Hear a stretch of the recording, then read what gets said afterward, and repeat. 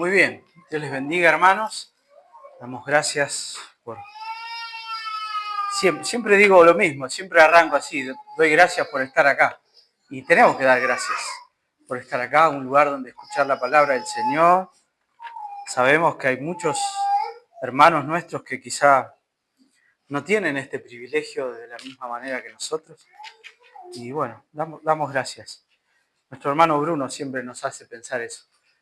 Qué privilegiados somos de poder encontrar un lugar donde recibir la palabra del Señor y que el Señor nos bendiga. Damos gracias también por las visitas, visita regular de Ana Má, Lucas nos visita hoy, Lucas.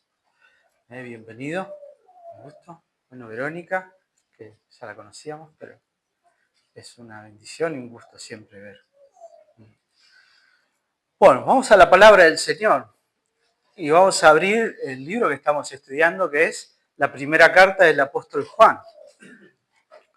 En esta mañana vamos a leer el capítulo 2, de los versículos 7 al 17.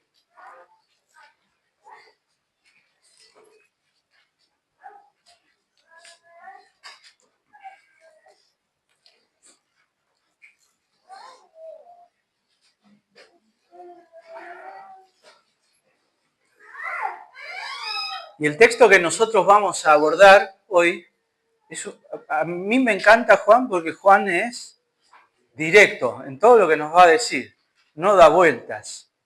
Él es directo, muy directo a veces. Y está bien que así sea. Antes de leer el pasaje de hoy, me gustaría que mire el versículo anterior, ¿no? Porque todo tiene que ver con todo. Vamos a leer lo que leamos hoy a la vista de lo que veníamos leyendo antes.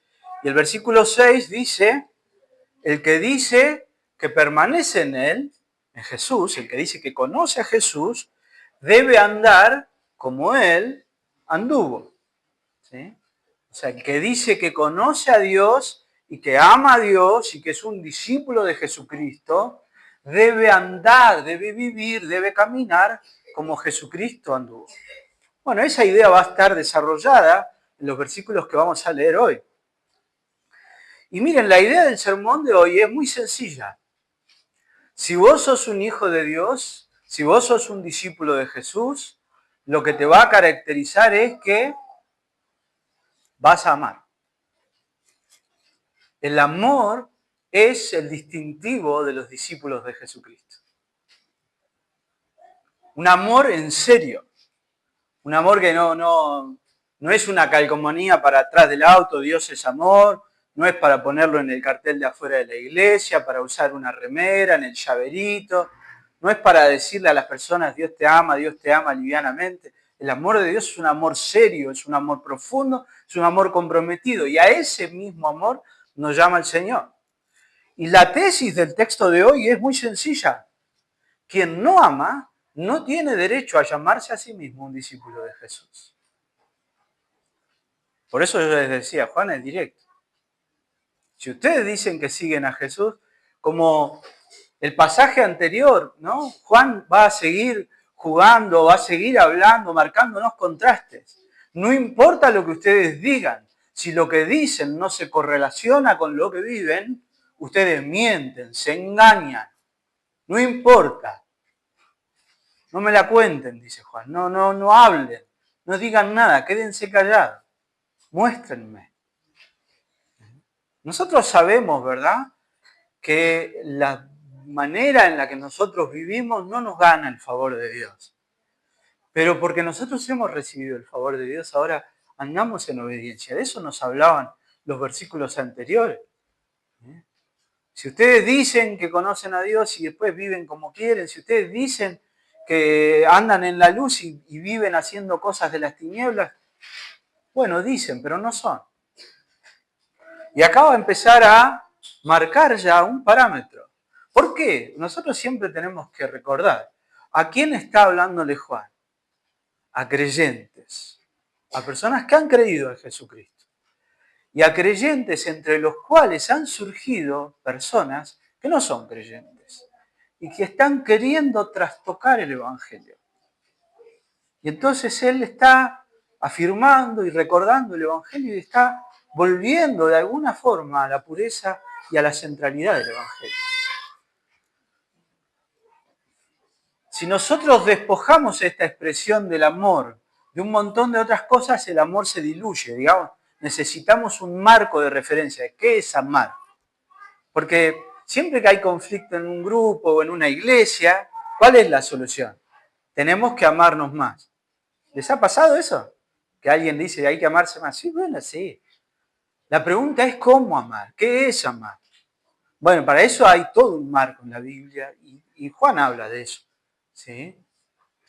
A partir de lo que nosotros leamos hoy vamos a encontrar 4 razones para amar. Después vamos a ver formas. A medida que avancemos en la carta vamos a ver formas de amar. ¿Sí? Porque el amor es, ya les digo, es más que un eslogan, es más que una frasecita hecha. Tiene que ser palpable, visible. ¿Eh? Yo soy de decir te amo. A mi señora, a las niñas. ¿Les digo yo? Sí. Bueno, pero si yo no lo muestro en lo que hago, se queda en lo que digo. Está bien decirlo, pero hay que vivirlo. Y bueno, vamos a ver 4 razones que tenemos los creyentes para amar. Vamos al pasaje entonces. Primera de Juan, capítulo 2, versos 7 al 17. Y dice, hermanos, no os escribo mandamiento nuevo, sino el mandamiento antiguo que habéis tenido desde el principio. Este mandamiento antiguo es la palabra que habéis oído desde el principio. Sin embargo, os escribo un mandamiento nuevo, que es verdadero en él y en vosotros, porque las tinieblas van pasando y la luz verdadera ya alumbra. El que dice que está en luz y aborrece a su hermano, está todavía en tinieblas. El que ama a su hermano permanece en la luz y en él no hay tropiezo. Pero el que aborrece a su hermano está en tinieblas y anda en tinieblas y no sabe a dónde va, porque las tinieblas le han cegado los ojos. Os escribo a vosotros, hijitos, porque vuestros pecados os han sido perdonados por su nombre. Os escribo a vosotros, padres, porque conocéis al que es desde el principio. Os escribo a vosotros, jóvenes, porque habéis vencido al maligno. Os escribo a vosotros, hijitos, porque habéis conocido al Padre. Os he escrito a vosotros, Padre, porque habéis conocido al que es desde el principio. Os he escrito a vosotros, jóvenes, porque sois fuertes y la palabra de Dios permanece en vosotros y habéis vencido al maligno. No améis al mundo, ni las cosas que están en el mundo. Si alguno ama al mundo, el amor del Padre no está en él. Porque todo lo que hay en el mundo, los deseos de la carne, los deseos de los ojos y la vanagloria de la vida, no proviene del Padre, sino del mundo. Y el mundo pasa y sus deseos, pero el que hace la voluntad de Dios permanece para siempre. Amén. Podríamos cerrar acá y orar y ya está, porque es clarito. Pero bueno. En primer lugar, vamos a analizar desde el comienzo del pasaje hasta que dice, y la luz verdadera ya alumbra. Esa es nuestra primera porción de este pasaje de hoy. Y la primera razón que nosotros tenemos para amar, ¿cuál es? Dice el pasaje, hermanos, no os escribo mandamiento nuevo, sino el mandamiento antiguo que habéis tenido desde el principio. Este mandamiento antiguo es la palabra que habéis oído desde el principio. Sin embargo, os escribo un mandamiento nuevo, que es verdadero en él y en vosotros, porque las tinieblas van pasando y la luz verdadera la alumbra. ¿Se dieron cuenta sobre qué palabra hice énfasis? La palabra mandamiento. La primera razón por la que los discípulos de Cristo aman es porque el Señor lo manda. Nosotros a veces tenemos la ilusión de que el amor tiene que nacernos, que el amor es esa cosita así, no sé cómo describirlo, es lindo, ¿no? Sentir cosas profundas por alguien, por una pareja o por cualquier persona, sentir un cariño. Hay personas que despiertan en uno una ternura, un cariño, un deseo de verlo bien, pero el amor es mucho más que eso. Y la primera razón por la que nosotros amamos al Señor y amamos a los demás, porque este texto va a hablarnos, y me estoy adelantando mucho, pero el texto va a hablar de lo que el Evangelio produce en nosotros. Todos los hombres amamos. Amar está en nuestra naturaleza. La pregunta es, ¿qué amamos? Y por eso el mandamiento central de la Biblia es, ¿a quién amarás primero? A Dios. Y después, a tu prójimo, que no son dos mandamientos separados. El segundo se desprende del primero. Si no amas a Dios y a tu prójimo, ¿a quién estás amando? A vos mismo, egoístamente, a tus deseos, a vos, lo único que te preocupa sos vos. Y entonces, Dios o lo ignorás o Dios está al servicio tuyo. Dios está ahí para cuando yo preciso algo. No, ese no es el Dios de la Biblia. ¿Y el otro qué es? También un instrumento para cuando yo preciso algo. Cuando tengo ganas, cuando lo necesito, ahí me acuerdo del otro. Si no, no. ¿Se entiende, no?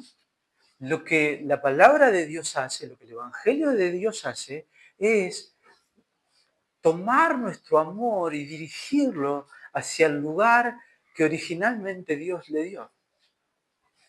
Lo que el Evangelio va a hacer con nosotros es que nosotros amemos a Dios en primer lugar y como resultado de ese amor, amemos a los demás.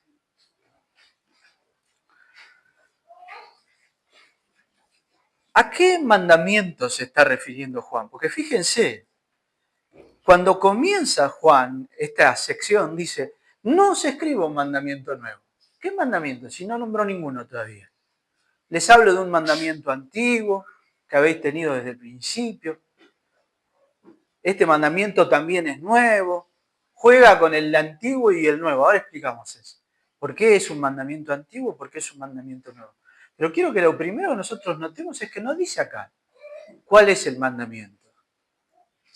¿La Biblia tiene mandamientos para nosotros? Sí, muchísimos. Nos manda a ser generosos, nos manda a ser humildes, nos manda a cuidar, a respetar a nuestras esposas, nos manda, ¿qué más? Está lleno de, no se peleen, perdónense, ámense, sopórtense, no anden hablando cosas inconvenientes. Un montón de mandamientos. Pero todo ese mandamiento se resume en uno solo, que es el gran mandamiento. Cuando el Señor Jesús, Mateo 24, 34, siquiera anótelo,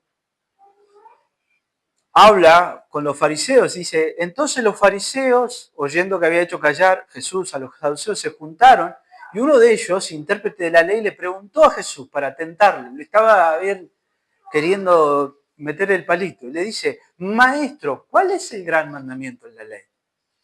Y Jesús le dijo, amarás al Señor tu Dios con todo tu corazón, con toda tu alma y con toda tu mente. Este es el primero y grande mandamiento. Y el segundo es semejante. Amarás a tu prójimo como a ti mismo. De este mandamiento depende toda la ley y los profetas. Todos los otros mandamientos que nosotros encontramos en la Biblia son formas prácticas de amar a Dios y amar a nuestro prójimo. Básicamente es así. Este es el gran mandamiento. Y las personas que estaban recibiendo esta carta y leyendo esta carta sabían de lo que estaba hablando Juan. Sabían que el mandamiento al cual él se está refiriendo es el mandamiento del amor. Porque los discípulos de Jesús aman como Jesús amó y como Jesús ama. ¿Por qué es un mandamiento antiguo? este mandamiento de amar. Y yo quiero que lo pensemos a esto, porque hay un énfasis de Juan, que Juan está diciendo, mire, yo no estoy inventando nada. Por eso repite, desde el principio, desde el principio, desde el principio. Lo que yo les anuncio, lo que estoy haciendo es recordarles lo que ustedes ya saben, lo que han sabido desde el principio, no estoy inventando. ¿Por qué? Porque en contraposición a estos falsos maestros que andaban en la zona, estaban inventando nuevas doctrinas, estaban inventando cosas nuevas, cosas raras. Nosotros hablamos la semana pasada, el primer sermón de Juan, de esta carta, hablamos de eso, de lo que Juan quiere hacer es, afírmense en el Evangelio es sencillo, no inventen nada nuevo. Miren, busquen internet, ¿no? Yo fui durante mucho tiempo a una iglesia donde las prácticas que vi y que presencié y de las que participé y de las que yo hice, no importa lo que vi, lo que yo hice muchas veces eran cosas que no eran bíblicas, ¿no? No estaban tan conforme a la Biblia. ¿Por qué? Porque no tenía luz, porque no conocía la palabra. Y hoy uno mira lo que hizo y ¿qué hizo? Insensatez, ¿eh? Una locura, cosa de decir, tan loco, ¿cómo? ¿Qué tipo? No, es muy irracional. Bueno, no me gusta a mí. No, sinceramente lo siento como una pérdida de tiempo ponerme a mirar en internet cosas así. Pero hay mucha gente que se dedica a eso, que busca todo el tiempo cosas que están pasando en las iglesias. Y si hoy está la locura de que un tipo, es una irracionalidad, ¿no? Pero un tipo trae acá una bolsa de sal gruesa y empieza a tirarles a ustedes porque vosotros son la sal del mundo. El tipo leyó eso y piensa que eso así. ¿Cuánto dura eso? Un rato. Es una moda. Porque es así. Al poco tiempo va a conseguir aceite y va a empezar a tirar aceite. Y otro tiempo va a hacer llover oro. Y otro tiempo van a bailar en círculo. Y otro tiempo van a dar 7 vueltas a la manzana a la iglesia, qué sé yo. Porque es la búsqueda de la novedad, la búsqueda de la novedad. Y Juan dice, no, yo no vengo a inventar nada. El Evangelio no necesita ser inventado de nuevo, ya está. Lo que nosotros tenemos que hacer es afirmarnos en lo que ya sabemos, en lo que ya escuchamos, en lo que recibimos, que es el Evangelio de Jesucristo. Por eso él dice, yo no vengo a traerles un mandamiento raro, original. Les vengo a recordar el mandamiento antiguo, que es verdadero, dice él. Mire lo que dice Deuteronomio 6, 4, 5. Y de aquí se desprende, ¿no? Y es el que ya citamos, Mateo lo cita. Deuteronomio 6 es uno de los pasajes más importantes del Antiguo Testamento y es el conocido como Shema. Los judíos todos los días oran esto. Oye Israel, Jehová nuestro Dios, Jehová uno es. Y amarás a Jehová tu Dios de todo tu corazón y de toda tu alma y con todas tus fuerzas. Eso es lo que citó Jesús en Mateo. De acá lo sacó. ¿Cuándo fue escrito Deuteronomio? Cientos de años antes de Jesucristo. Es un mandamiento antiguo. Y acá en Deuteronomio 6, el mandamiento está enfocado en Dios, amarás al Señor. Pero si usted mira en Levítico 19, versos 17 y 18, dice la palabra del Señor a Israel, no aborrecerás a tu hermano en tu corazón, razonarás con tu prójimo para que no participes de su pecado. No te vengarás ni guardarás rencor a los hijos de tu pueblo, sino amarás a tu prójimo como a ti mismo. Yo Jehová, firma, lo digo yo a esto, amarás a tu prójimo como a ti mismo. Y ahí estaba quizá dirigido a los israelitas, a todos los israelitas. Pero vamos más allá, Levítico 19, 33, habla de cuando el extranjero morare con vosotros en vuestra tierra, no le oprimiréis. Como a un natural de vosotros tendréis al extranjero que mora entre vosotros. O sea, si alguien que no es de ustedes, un extranjero, viene a vivir con ustedes, trátenlo como si fuera un judío igual que ustedes, dice. Y lo amarás como a ti mismo. Porque extranjeros fuisteis en la tierra de Egipto. Yo, Jehová, vuestro Dios. De vuelta, lo firma, yo lo firmo a esto. Amarás a tu prójimo como a ti mismo, amarás al extranjero como a ti mismo. ¿Era un mandamiento nuevo, el mandamiento del amor? No, era el mismo mandamiento que el Señor había dado desde el principio. Ahora, la palabra nuevo, cuando nosotros decimos nuevo, es porque cambiamos lo viejo por lo nuevo, ¿no? Yo digo, de repente, el motor de mi auto está nuevo ahora. ¿Le cambié el motor al auto? No, lo arreglé. Ese es el sentido más de la Biblia. Cuando Jesús dijo en un momento que Él no vino a abrogar la ley, Él no vino a hacer que la ley, a anularla, Él vino a cumplir la ley, en dos sentidos. Primero, porque la obedeció completamente. Y segundo, porque Él la encarnó y nos reveló a nosotros el espíritu de la ley. Entonces, todos los mandamientos del Antiguo Testamento, Jesús los revela, los aclara, los perfecciona y los profundiza en todo caso. En ese sentido, también las enseñanzas de Jesús son un mandamiento antiguo, pero también son un mandamiento nuevo. Y aquí sí, por favor, abra su Biblia en Juan 13, capítulo 34. Perdón, Juan, capítulo 13, versículo 34.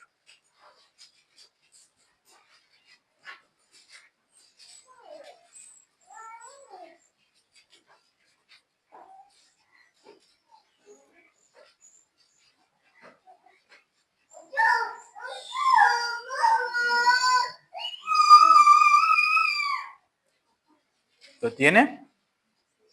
Dice, Juan capítulo 13, versos 34 y 35. Este Juan que escribe acá es son el mismo autor, ¿no es cierto? Un mandamiento nuevo os doy. ¿Quién habla aquí? Jesús. ¿Cuál es el mandamiento? Que os améis unos a otros como yo os he amado. Que también os améis unos a otros. En esto conocerán todos que sois mis discípulos, si tuviereis amor los unos con los otros. ¿Por qué Jesús dice que es un mandamiento nuevo el que Él da? Porque Él toma el mandamiento antiguo y lo perfecciona, lo cumple, lo muestra en su plenitud. Nosotros tenemos que saber que la revelación de Dios al hombre es progresiva. Los que leyeron Levítico originalmente conocían a Dios, pero no lo conocían de la forma en la que nosotros lo conocemos. Suena loco, pero Moisés no conocía tanto a Dios como lo conocemos nosotros. ¿Por qué? Porque Dios se reveló a nosotros en Cristo. Y entonces el Señor Jesús dice, yo les doy un mandamiento nuevo, ámense. Ya está, eso ya estaba. ¿Cómo? Como yo es amado. Y Él se pone a sí mismo como el estándar del amor. Ustedes tienen que amarse los unos a los otros de la misma manera en la que yo los amé. Hasta el final, dispuestos al sacrificio, de una forma que nadie jamás podría imaginar. Así, ese es nuestro modelo del amor. El amor que enseñó Jesús era un amor que decía, amá al que tenés al lado tuyo y que te sirve, que te ayuda, que es fácil amarlo porque es tu hermano, porque es tu familia, por lo que sea. Amá al extranjero, acuérdense la parábola del buen samaritano. ¿Quién fue el prójimo? ¿Quién era el samaritano? Un desconocido. Amá a ese, al que no conoces. Amalo. ¿Y a quién más tenemos que amar? Al enemigo. Jesús llevó el amor hasta el extremo, hasta las últimas consecuencias. Jesús dijo, amá, y quitó toda excepción en persona. ¿A qué persona nosotros no deberíamos amar? ¿A qué persona yo podría colgarle la etiqueta, a vos no te amo? según los estándares del Señor Jesucristo, no hay ninguna persona en el mundo a la que yo le pueda colgar ese cartelito. A vos, yo no tengo la obligación de amarte. Porque la primera razón para amar es porque el Señor lo manda.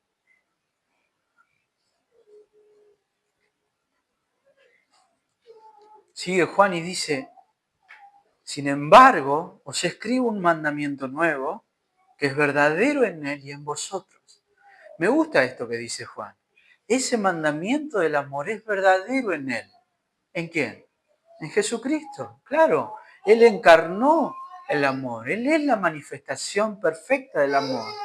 Juan dijo, como el Padre me ha amado, yo también os he amado. Y nos dice, permaneced en mi amor. Y en Juan 15 Él dice, y este es mi mandamiento, que os améis unos a otros como yo os he amado. Y Él también dice, nadie tiene mayor amor que este, que uno ponga su vida por sus amigos. Y lo dice justo antes de hacer eso, poner su vida por aquellos que Él amó. Y ese mismo amor, así como es verdadero en Cristo, debe ser verdadero en nosotros.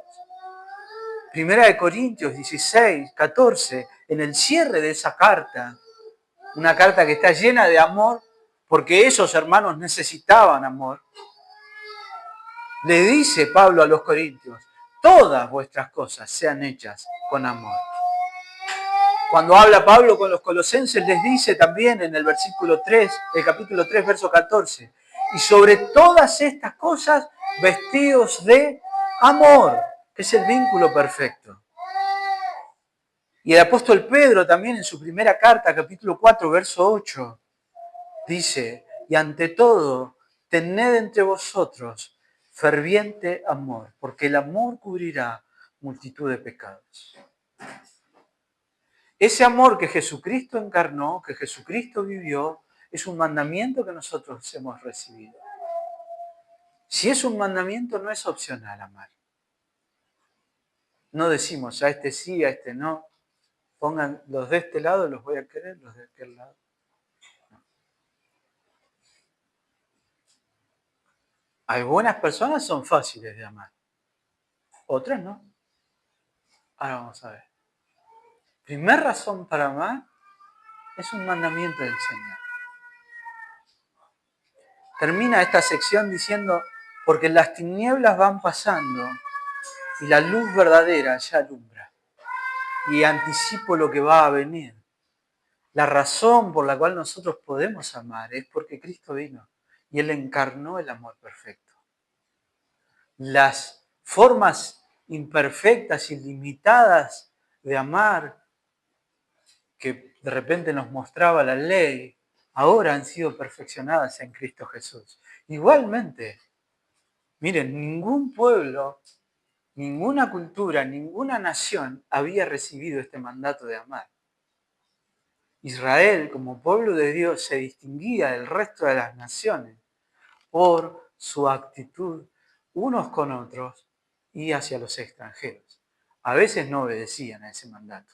Nosotros vimos, ¿no? Ruth, en el libro de Ruth nosotros vimos y hablamos de eso, de cómo Israel tenía la obligación de manifestar a los demás, hacer visible, hacer palpable el amor. Por ejemplo, Ruth, que era una mujer que no tenía que comer, aquel que tenía campo y que cosechaba, decía, no levantes todo, deja un poquito para el otro, para el que no tiene campo, para el que no tiene que comer, deja lo que se mete en tu campo y consiga algo para comer. Esa es una forma práctica de amor. Ahora la luz verdadera, que es Jesucristo, ha venido a este mundo para mostrarnos el amor y lo que el amor es, sin sombras y sin imperfecciones.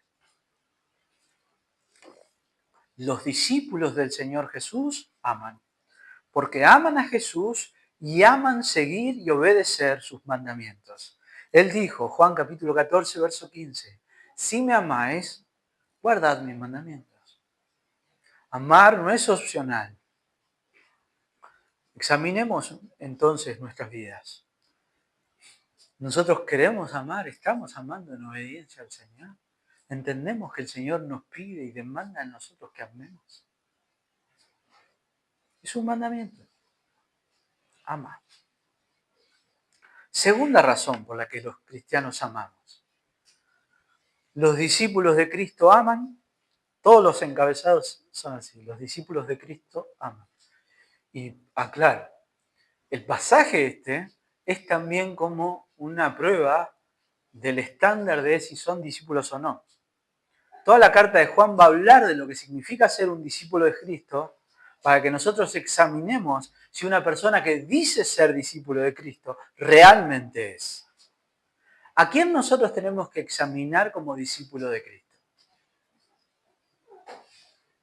Primero a nosotros mismos, pero también a los demás, porque muchos dicen ser discípulos. Bueno, primer prueba, tamiz. ¿Qué están predicando? Pensemos, ¿no?, en lo que leímos antes de esto. ¿Están con esto de tirar sal, inventando cosas nuevas? ¿O están firmes, fundados en el Evangelio de Cristo, la palabra? Listo, pasó el primer filtro. Segundo filtro, ¿aman? Primero aplica uno, ¿no? Siempre, y siempre. Primero yo. Acá sí es primero yo.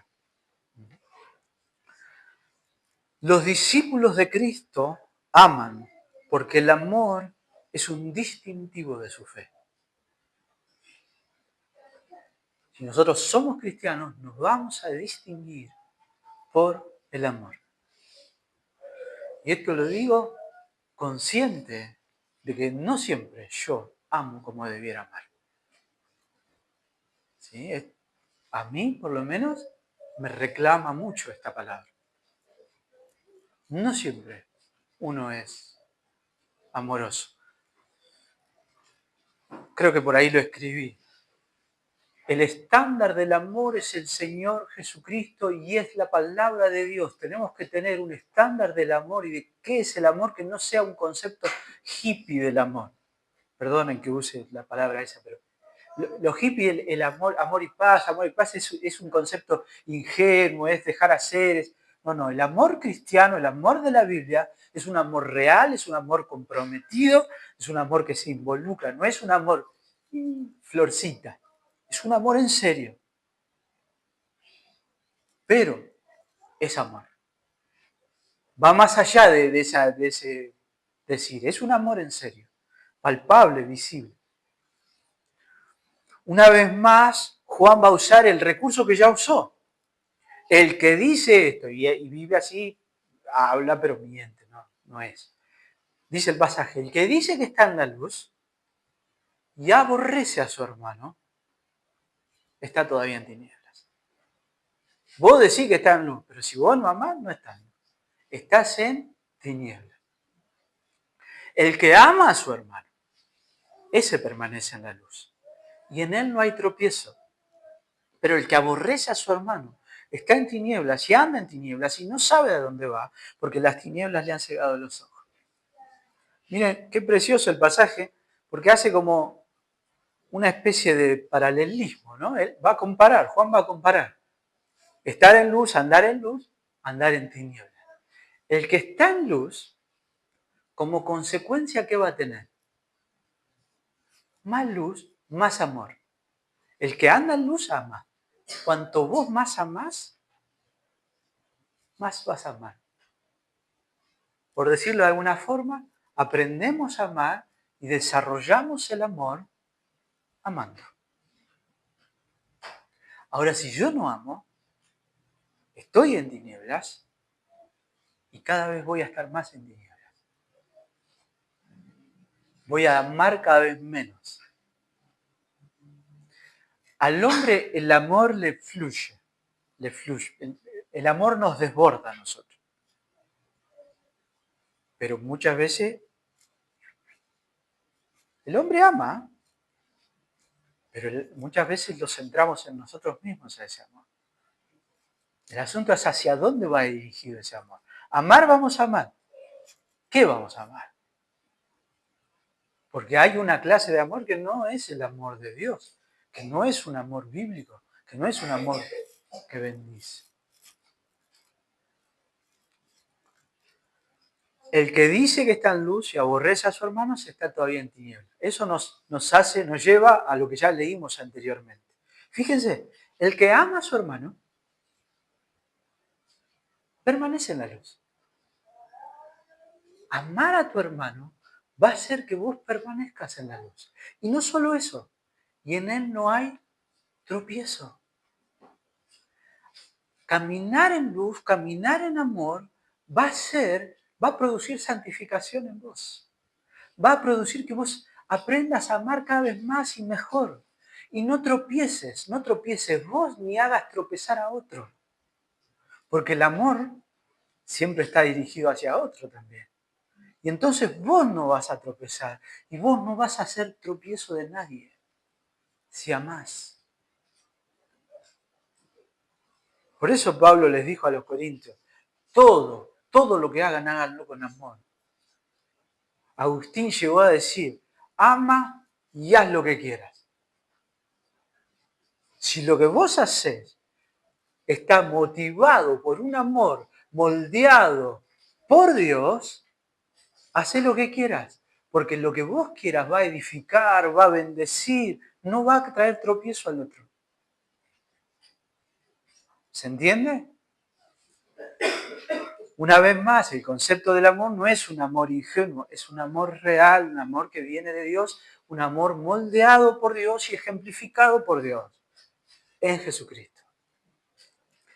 Y ahí hace el paralelo, pero, y contrasta, el que aborrece a su hermano está en tinieblas.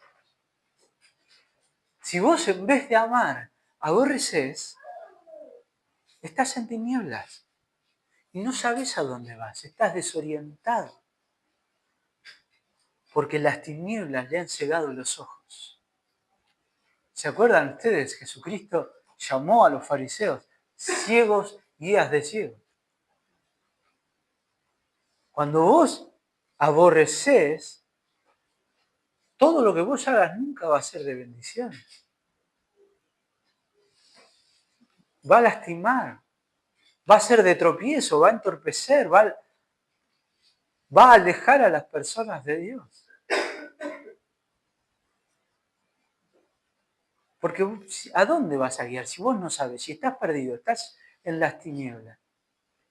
Y cuanto más aborreces, más perdido estás.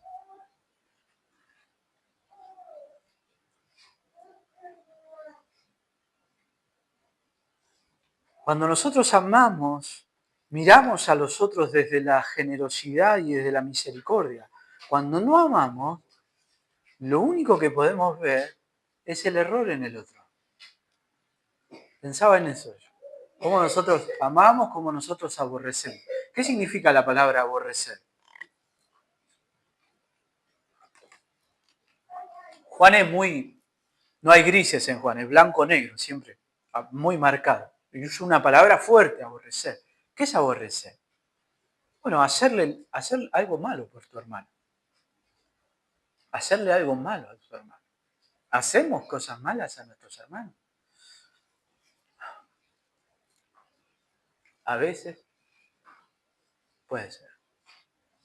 El Señor, ¿qué tiene que hacer? Darnos luz para que nosotros realmente nos arrepintamos y entendamos. Y otra forma de aborrecer, que es más sutil, ¿cuál es? La indiferencia. No preocuparnos por el otro. Yo pensaba eso. Muchas veces nosotros por ahí hemos aprendido, somos medio cuidadosos.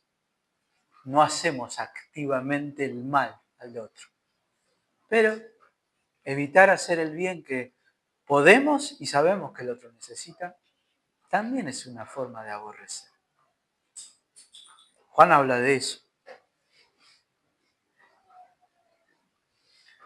Nosotros hacemos el mal cuando hablamos mal del otro, cuando buscamos su perjuicio, cuando juzgamos sin gracia. Pero también cuando no nos ocupamos de la necesidad del otro. El amor debería distinguirnos a nosotros. O sea, una vez más, si vos amás, podés decir que sos cristiano. Si no amás, no podés. Si yo amo, vamos, primero yo. Los discípulos de Jesús aman, no aborrecen. Y aman porque esa es su marca distintiva. El amor es parte de la identidad de los cristianos. Porque Dios, nuestro Dios, es un Dios que nos amó y un Dios que nos ama. Es más, lo vamos a ver más adelante. Nuestro Dios, el Dios que adoramos, es amor. Amar no es opcional para un discípulo de Jesús. Si andamos en la luz, si le seguimos a Él, inexorablemente, inevitablemente, vamos a amar. ¿Vamos a amar a todo el mundo? Así como los hippies, como decían. No. Bueno, los vamos a amar a pesar de las imperfecciones, conscientes de sus errores. Amar no es decir, bueno, Estela siempre me saca el cuero, y un ejemplo, ¿no? Y yo la amo igual. ¿Qué significa? ¿Ignorar que ella está haciendo algo malo? No. Bueno, de repente hablaré con ella y le diré, mirá, hermana, y le costará, pero seguir amando. A pesar del error, seguir amando. Porque lo que el otro haga no es excusa para que yo deje de amarlo. ¿Qué tenemos que hacer nosotros con el cartelito ese que le podemos colgar a alguien? A vos tengo permitido no amarte. ¿Qué hacemos con ese cartelito? Tiralo, no se lo vas a poner a nadie nunca. Si sos un cristiano. Y si alguna vez te ves tentado de ponerle ese cartelito a alguien, bueno, orar, hermano, y pedirle amor al Señor. Que el Señor te ayude. Amar a las personas difíciles hace que nuestro amor madure, que nuestro amor crezca. Porque también, ahora lo vamos a ver, amar es un crecimiento, es un aprendizaje. Decir que yo amo es facilísimo. Los amo a todos, hermano. Ahora, practicar ese amor es algo que se aprende, que el Señor va moldeando en nosotros. Y desde el día en que nosotros nacimos de nuevo, empezamos a amar. Pero como nosotros somos pecadores, bueno, también amamos imperfectamente, pero amamos. Y vamos creciendo en amor. Y vamos creciendo en amor. Y los otros nos tendrán que amar a pesar de nuestras imperfecciones. Y nos amamos así, imperfectos. Y nos amamos, y amamos al mundo, aunque no lo conozcamos. Amamos a una persona, aunque no sepamos nada de ello. Amamos. ¿Por qué? Porque la imagen de Dios está en esa persona. Y amamos a una persona, aunque esa persona quiera lastimarnos. Amamos. ¿Cómo? Bueno, no significa que nosotros vamos a dejar lastimarnos o que... Una vez más, no es ese amor, el amor no es ingenuo, no es palabrita, pero es amar realmente, con genuinidad.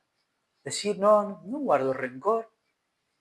El ejemplo mayor es el de uno que lo estaban matando, se estaban burlando de él, se reían de él, lo torturaron, lo golpearon, lo colgaron en una cruz. Y en esa cruz él dijo, Padre, perdónalos, no saben lo que hacen. Porque al final, el que no conoce al Señor tampoco sabe lo que hace, no sabe lo que hace.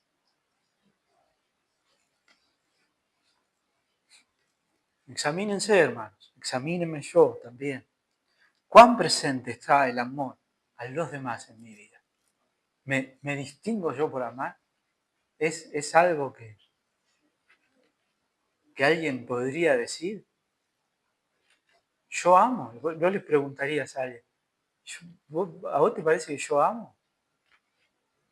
No sé si es para hacerlo, porque el mundo no entiende qué es el amor, ¿no?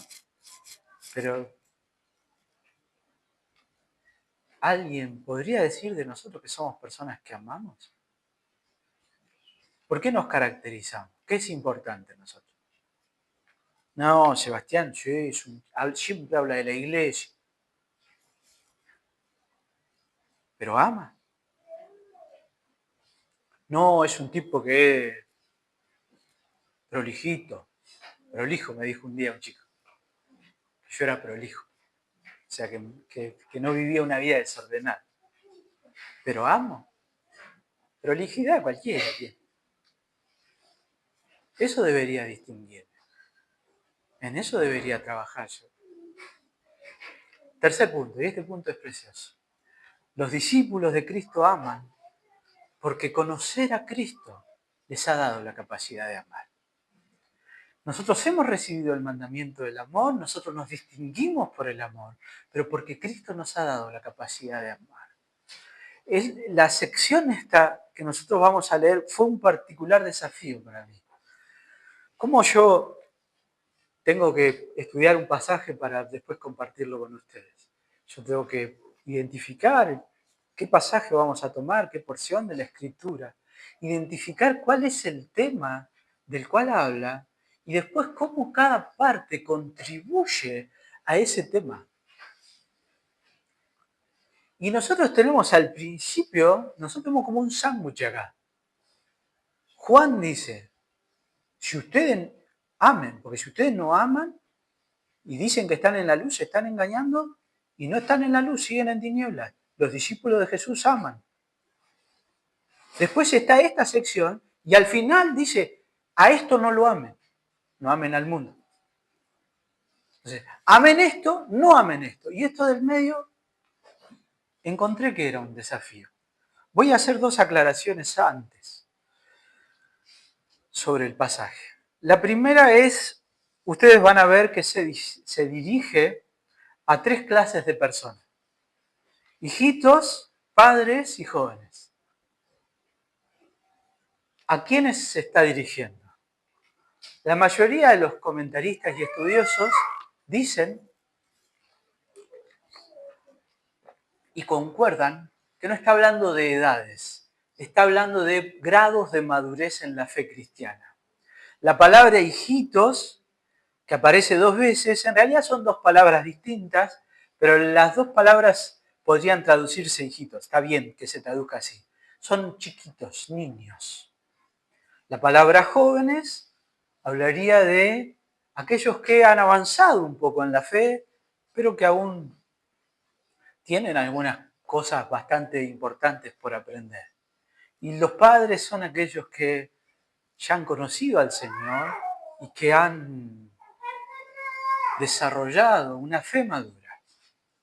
Y porque han desarrollado esa fe madura, han desarrollado también un amor maduro. Otro detalle que nosotros tenemos que prestar atención es que él usa, Juan acá, los verbos, el verbo escribir, ¿sí? Y usa tres veces, fíjense que hay como, a los hijitos les dice dos cosas, a los jóvenes les dice dos cosas, a los padres les dice dos cosas. La primera vez que se dirige a los hijitos, a los padres y a los jóvenes, les dice, os escribo, y usa el tiempo presente. Y la segunda vez dice, os he escrito. Cambia de tiempo verbal. ¿Por qué? Bueno, ahí hay bastantes discusiones. Hay un cambio y alguna razón ha habido. Algunos llegó a decir que Juan estaba escribiendo, lo interrumpieron y después volvió a seguir la carta y entonces cambió el tiempo verbal. Es un ejercicio muy grande de imaginación. Hay algo que se llama un tiempo verbal, aoristo, en griego, que hace que sea una forma, la segunda vez que se usan los verbos y que se pasen al pasado, tiene que ver con hacer un énfasis, marcar un énfasis. Yo me inclino por eso. Acá Juan, si bien pareciera que no es la parte central del pasaje, incluso algunos dicen que esto es como un paréntesis, digresión lo llaman, como que se va por las ramas y después vuelve al tema del amor, como que si esto no tuviera nada que ver con lo que venía hablando. Para mí sí, tiene mucho que ver.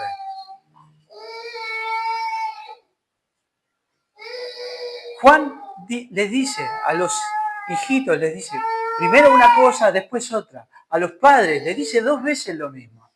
¿Por qué les dice 2 veces lo mismo? ¿Por qué a veces uno tiene que decirle una vez las cosas a alguien y otra vez lo mismo a alguien? ¿Qué está haciendo uno? Está remarcando, está enfatizando. El estilo en el que está escrito esto me da a mí para entender que aquí hay un énfasis. Juan quiere remarcar, y acordémonos que esta carta tiene, si el Evangelio de Juan es una carta, un texto, un Evangelio, dirigido a mostrarles a Cristo a aquellos que no lo conocen, este texto está dirigido a recordarles quién es el Señor Jesucristo a aquellos que ya lo conocen y a reconfortarlos y a darles seguridad en el Evangelio. Esta carta tiene un tono pastoral, paternal, amoroso. Y fíjense cómo empieza diciendo, y perdón, vuelvo, ¿no? Nuestro pasaje empieza diciendo hermanos. El versículo 7 comienza usando la palabra hermanos.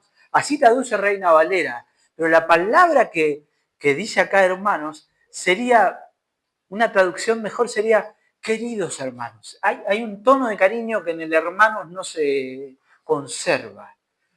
Hay un tono muy cariñoso, a pesar de que él dice, si ustedes aborrecen a su hermano, están en tinieblas, que es tremendo lo que él está diciendo, el tono es cariñoso. Y aquí hay también un tono de mucho cariño, de asegurarlos. ¿Y asegurarlos en qué? En el Señor.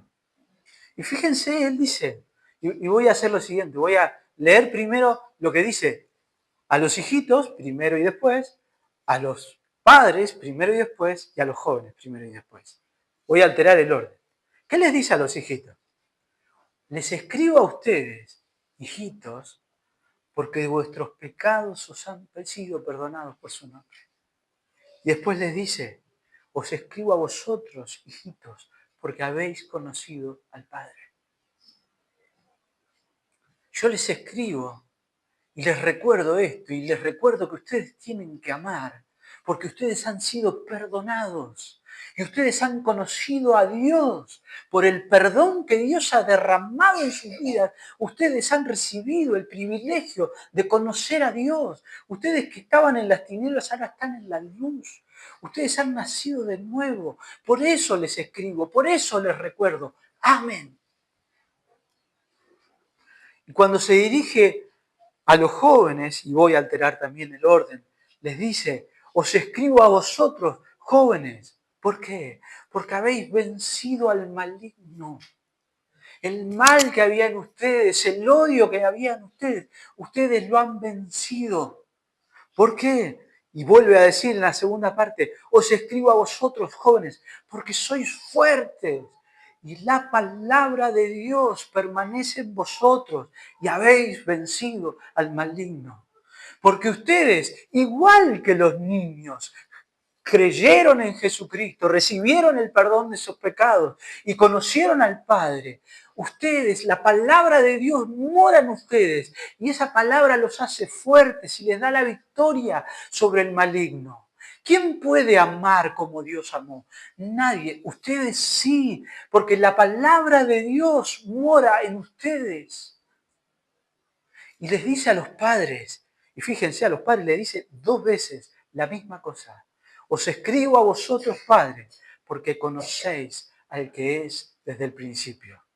Os escribo a vosotros, padre, porque habéis conocido al que es desde el principio. Ustedes, al igual que los niños, recibieron el perdón de sus pecados, conocieron a Dios, recibieron por medio de la palabra la capacidad de vencer el mal y convertirlo en amor. Y ustedes han conocido a Dios profundamente y han visto la mano de Dios obrando en los ataques de otras personas hacia ustedes. Han visto la mano de Dios sosteniéndolos en medio de las tribulaciones. Ustedes conocen al Padre, ustedes han visto al Padre, lo han visto en Cristo y han visto a Cristo amando incluso a sus enemigos, alcanzando con su amor al centurión que estaba ahí abajo sosteniendo una lanza. Ustedes lo han visto, lo han conocido y el Señor ha desarrollado en ustedes la capacidad de amar. Porque eso es lo que el Evangelio hace. ¿Por qué el Evangelio demanda de nosotros que nosotros amemos, que nosotros reflejemos el amor de Dios al mundo? Porque nos dio la capacidad de amar. Lo que está haciendo Juan acá es decir, yo les escribo a ustedes y les pido que amen, porque ustedes, queridos, han conocido a Dios y han conocido el amor de Dios y el amor de Dios está en ustedes. Porque la razón por la cual nosotros podemos amar es porque hemos sido amados. El amor que nosotros podemos experimentar, si es un amor del Evangelio, es un amor de Dios que desborda de nosotros hacia otro. De mí no nace amar al que me hace mal.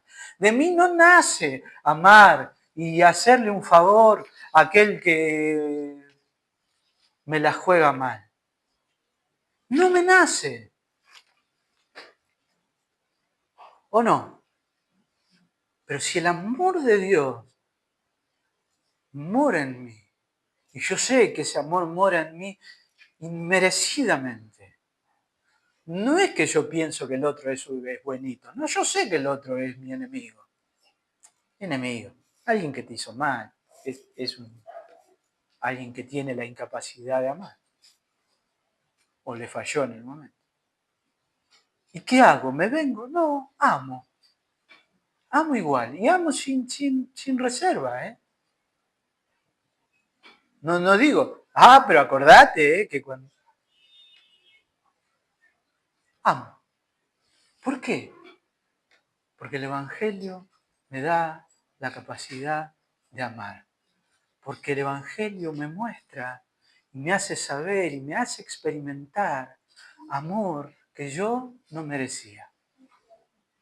Y entonces no espero yo a que alguien merezca. Dentro del mandamiento del amor, Juan les está recordando la obra del Evangelio. Yo les escribo a ustedes y les pido esto. Amen, anden en la luz, no aborrezcan a su hermano. Amen. ¿Por qué? Porque ustedes han conocido a Dios y si han conocido a Dios, van a caminar en la luz y van a caminar en amor. Dios les ha dado la capacidad de amor, una capacidad que ustedes no tenían, pero que el Evangelio sí nos da. Los discípulos de Jesús aman porque son amados. En el Evangelio Dios ha mostrado su amor de una manera incomparable. Y la única manera en la que nosotros podemos responder a tal amor es amando. Puede que cada uno de nosotros esté en una etapa distinta de madurez en la vida cristiana. Se espera que yo en 30 años, sí, como 30 años casi, en el 97 me bauticé yo. Muy poquito conocí. Desde el 97 hasta ahora, ¿cuántos años hay? Como 27 años. Muchos años quizás no tan aprovechados, pero se espera que sepa mucho de la Biblia, sí, está bien. Que conozca muchos libros, mucha teología, muchos pastores, está bien. Pero ¿qué se espera? Que ame más, que ame mejor. Al final es eso, porque todo lo que yo leo, todo lo que yo aprendo, me tiene que llevar a eso, a obedecer al Señor amando.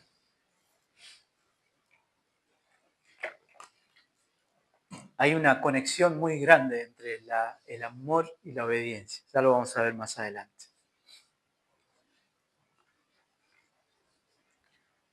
Estoy amando, estoy creciendo más en amor a Dios y a los hermanos. Estoy amando yo, incluso a mis enemigos. No es fácil, ¿eh? Muchas veces lo charlamos, ¿no? Cada uno de nosotros se mueve en distintos ámbitos. Bueno, y ahí el Señor nos prueba. El Señor nos manda enemigos para que nosotros aprendamos a amarlo. Demos gracias a Dios por los enemigos. ¿Eh? Hay un dicho medio medio ingenuo, pero dice, le pedí a Dios fortaleza y Dios me mandó pruebas para desarrollar fortaleza. Bueno, si usted ora por amor, Dios le va a mandar gente a la que amar. Es re fácil amarlas, pero a otros no tanto. Digo, para mí son mi familia, las amo. Es fácil, pero a otros es difícil. Y Dios nos da personas difíciles para que nosotros aprendamos a amar. Porque esa es la forma en la que nosotros aprendemos. Y Él nos ha dado la capacidad de amar. Perdón. Último punto. Los discípulos de Cristo aman. Y aman lo que Dios ama, aborreciendo lo que Dios aborrece. Porque al final, como yo les decía, el hombre va a amar, pero lo que el Evangelio hace es enfocar nuestro amor y dirigirlo hacia el lugar en el que debería haber estado puesto desde siempre. El hombre fue creado para conocer, disfrutar y amar a Dios. Y disfrutar de ese amor y manifestar ese amor amando a los demás. Nosotros lo hemos trastocado. El pecado lo ha trastocado. Por eso Juan termina esta sección diciendo, no améis al mundo, ni las cosas que están en el mundo. A eso no hay que amarlo. Al mundo no lo amen. Las cosas que están en el mundo, no las amen. Si alguno ama al mundo, el amor del Padre no está en él. Porque todo lo que hay en el mundo, los deseos de la carne, los deseos de los ojos y la vanagloria de la vida, no proviene del Padre, sino del mundo. Y el mundo pasa y sus deseos. Pero el que hace la voluntad de Dios permanece para siempre. El pasaje de hoy termina con un mandamiento negativo. No hagan esto. No amen al mundo. Paréntesis. Palabra mundo. ¿De dónde viene? La palabra mundo acá es cosmos. Puede significar un montón de cosas. ¿Sí? Por ahí es medio básico, pero lo digo igual. Juan capítulo 3, verso 16. ¿Qué dice? Porque de tal manera amó Dios al mundo que ha dado a su Hijo unigénito para que todo aquel que en él crea no se pierda, sino que tenga vida eterna. ¿Qué palabra se usa ahí en mundo? Cosmos, la misma que acá. Pero cuando Juan está hablando del mundo, en Juan 3:16 es un sentido, y cuando está hablando del mundo acá es otro sentido, que lo va a aclarar ahí después. ¿Qué es el mundo? El mundo es ese sistema de cosas que está en contra de Dios, que desvía, voy a sintetizarlo así, el mundo es todo aquello que nos llama a amar a otra cosa en lugar de Dios, que nos aleja de Dios. El comentario Bicon dice, el mundo que ama al Padre es todo el género humano. Eso es Juan 3:16. El mundo que no hemos de amar es todo lo que está alienado de Él, separado de Él, alejado de Él. Todo lo que impide a los hombres amarle a Él en retorno. El mundo que no hemos de amar es el rival de Él. Todo aquello que en nuestro corazón compita por el amor de Dios es el mundo. ¿Se entiende? No hay contradicción. Aquí está hablando de un sistema de cosas. ¿Quién tiene autoridad sobre este mundo? El maligno. Y él ha establecido un sistema de cosas, de valores. Esto es lo importante, esto es importante, esto es importante. Por esto, tu corazón debe estar trabajando. Esto es lo que vos necesitas. Esto vale la pena. Y si vos seguís ese estándar, eso te separa de Dios y te aleja de Dios. Eso es el mundo. Eso es lo que nosotros no tenemos que amar. Dice, si alguno ama al mundo, el amor del Padre no está en él. Amar eso y amar a Dios no son cosas compatibles. No podemos. Jesús dijo, no podéis servir a dos señores. Y él estaba hablando ahí de la plata. ¿Qué querés en la vida? ¿Qué es importante para vos? ¿Juntar plata? Está bien, pero no podés decir que amás a Dios. No podés decir que servís a Dios. No podés. O amás a uno o amás a otro. Nada puede ocupar el lugar de Dios. Si vos querés poner algo al lado de Dios, ya está listo, Dios se sale. Dios no está, no puede. No acepta eso. Siempre me acuerdo, uno después piensa. No sé por qué razón invité a mi papá un día a la iglesia a la que yo iba.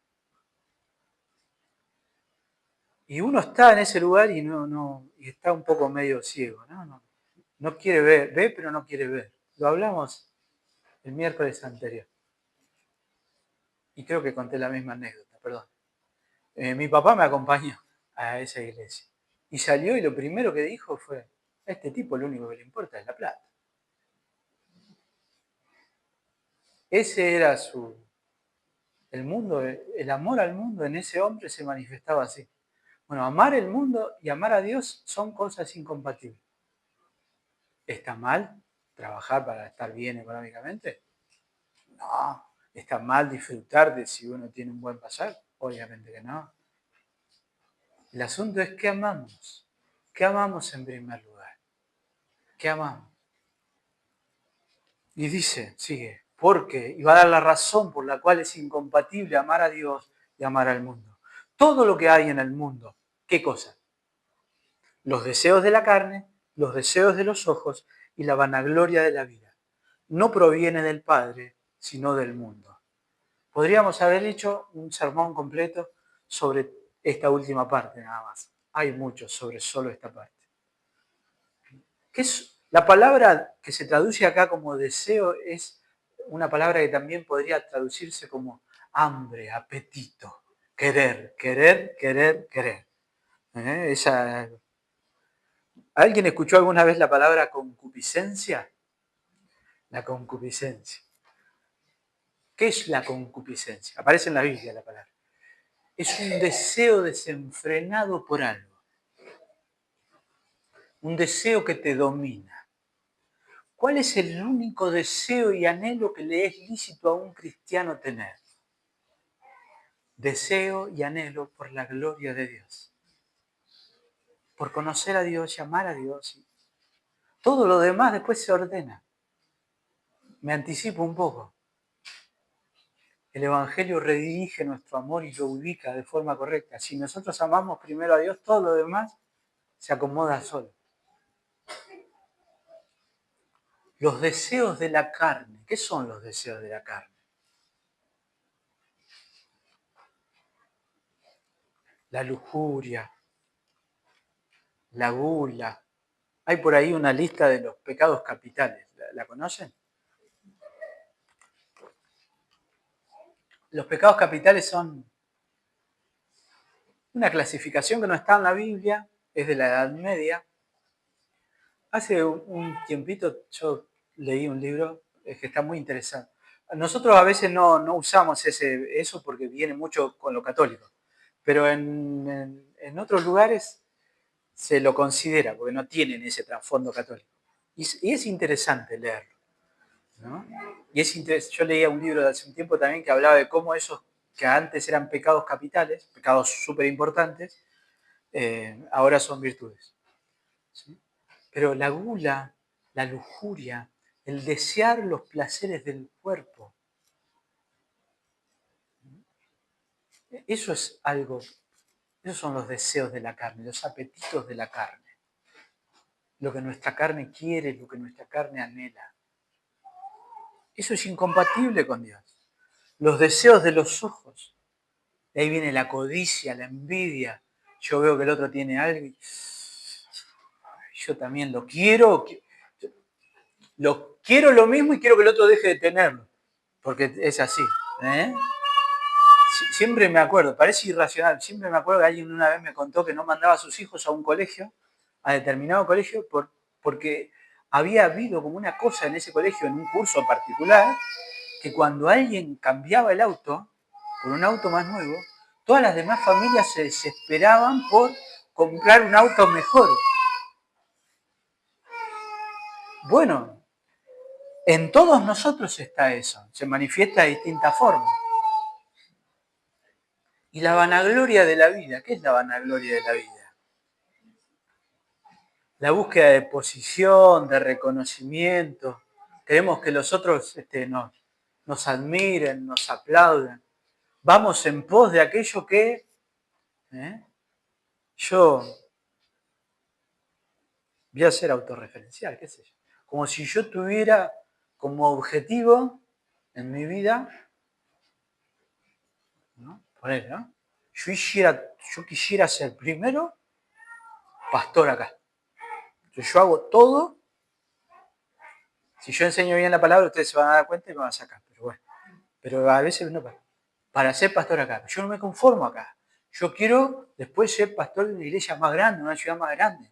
Y quiero después libros, y quiero que me inviten a conferencias, y quiero eso. ¿Puede pasar eso? Y estoy usando un ejemplo cristiano. ¿Qué es eso? La vanagloria de la vida. Gloria vana, vacía, sin sentido. ¿Qué quiero ser yo? ¿Qué quiero lograr? ¿Para qué? Para que los otros piensen de mí, para que los otros me admiren a mí. Orgullo. Yo escribí un libro sobre el orgullo. Julia siempre me hace el chiste. Mirá vos, el que escribió. Claro. Y son deseos engañosos. El mundo vive por esos deseos.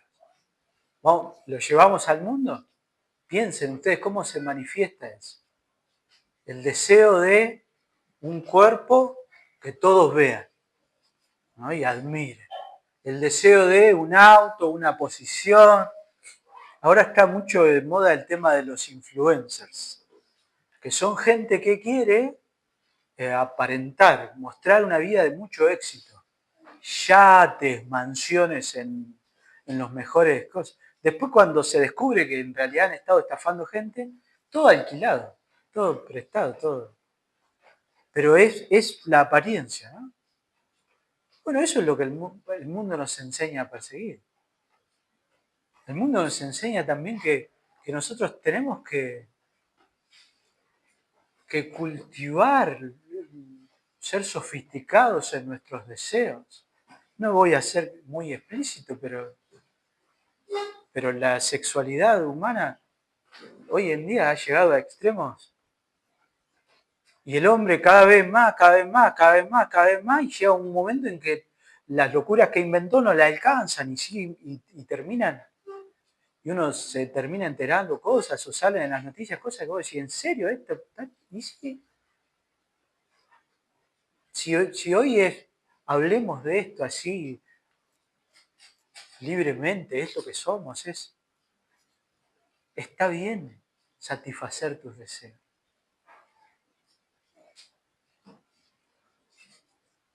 Pero lo que el mundo está haciendo es dejar que esos deseos lo dominen. Y el mundo ama a esas cosas. Si nosotros amamos a Dios, no vamos a amar al mundo. Y no estoy diciendo que no podemos disfrutar de las cosas. Es más, los cristianos deberíamos ser los que más disfrutamos de las cosas. Porque las vemos como provisión de Dios, como bendición de Dios. Y nos gozamos, no tenemos que andar diciéndonos. El día que yo cambie el auto, me voy a alegrar porque tengo un buen auto, un mejor auto. Hoy doy gracias por este que tengo. Y disfrute. Si puede ir de vacaciones, disfrute. Puede compartir con hermanos algo lindo, disfrute. Disfrútelo como una bendición de Dios. Que no sea ese el objeto de su amor. Lo cambia todo. Porque el cristiano ama y ama aquello que Dios ama, pero también aborrece. Amar a Dios significa no amar aquello que Dios no ama. ¿Por qué Dios no ama eso? Porque Él sabe que eso nos separa de Él.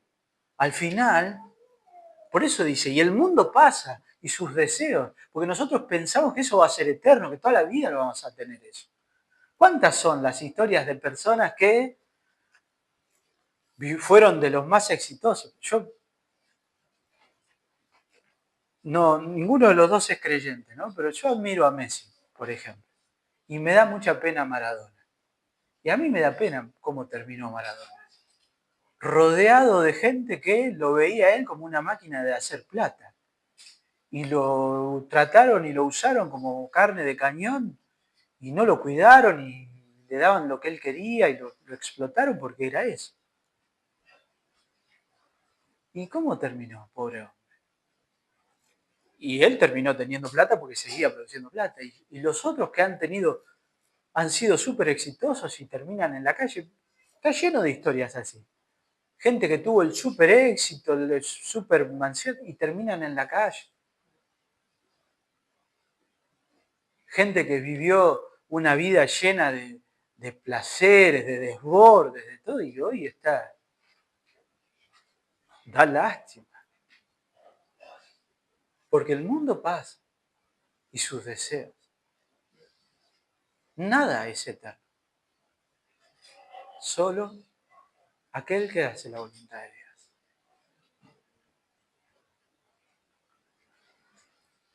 Termino.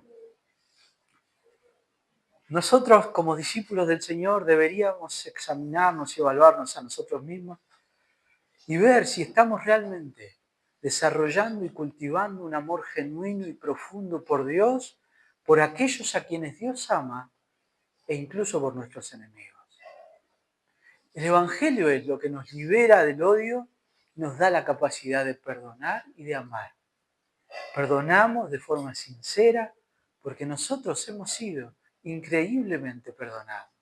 Y amamos genuinamente porque hemos sido inconcebiblemente amados. El amor debería ser la característica que nos distinga del mundo. Un amor genuino, profundo y real. Y podemos amar. El amor no es un ideal inalcanzable. ¿Va a ser perfecto? No. Eso solo existe en las películas hippies. Pero los cristianos viven un amor genuino y real. Porque el amor se manifiesta en hacer el bien, pero también se manifiesta en pedir perdón cuando uno se equivoca. Y soportar y perdonar. Y esas son manifestaciones de amor. El amor se manifiesta en las imperfecciones nuestras también. Jesús dijo, todo el mundo va a saber que ustedes son discípulos míos, porque se aman. Pero no que se aman como gente que se junta y parece que lo pasan bien un ratito. Se aman realmente ahí, disfrutando de un cumpleaños y estando todos juntos, que es precioso, y estando juntos en un velorio, y estando juntos en una necesidad económica, y estando juntos en una enfermedad, y orando los unos por los otros. Después lo vamos a ver. Juan tiene una estructura, esta carta tiene una como de espiral, así. Los mismos temas van a aparecer una y otra vez, una y otra vez, una y otra vez. Y al final, Dios sabe por qué permitió que fuera eso. Porque Juan dice, yo no les digo nada nuevo, les digo lo que es, que necesitan, lo que es desde el principio. Ustedes fueron amados, amen. Ustedes recibieron el mandamiento de amar, la capacidad de amar, amen.